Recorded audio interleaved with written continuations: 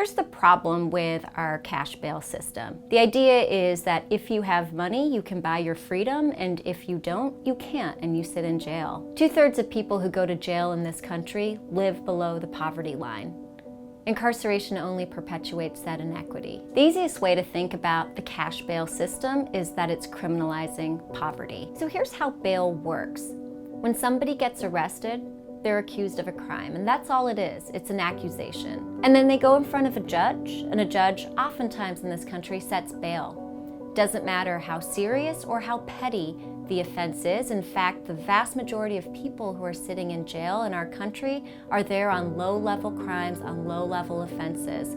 Nothing that makes us worry about public safety. When bail gets set, if that person has $500, $1,000, $5,000 to pay that bail, they get to go home. They get to go back to their jobs, to their families, to their communities. They get to fight their case. They get to fully enjoy that presumption of innocence. But if they don't have $500, $1,000, $5,000, they sit in jail. And what we know is when somebody is sitting in jail, they're more likely to plead guilty just to get out.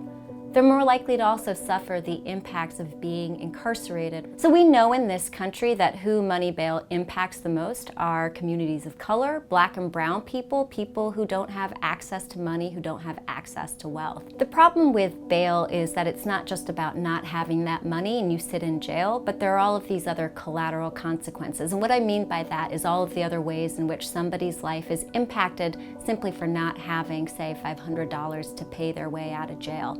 That might be that you lose your job. It might be that your kids are taken away from you because there's nobody else to take care of them. It might mean that you fall behind on your rent and you can't afford your apartment or your home, and then suddenly when you come out of jail, you're homeless. There are so many other impacts like that that the cash bail system has, that it's not simply about money in your criminal case, but it's really about a person's life.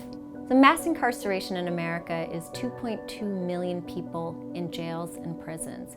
And what doesn't get noticed nearly enough is jail is the front door to incarceration. In this country, there are 11 million admissions to jail every year.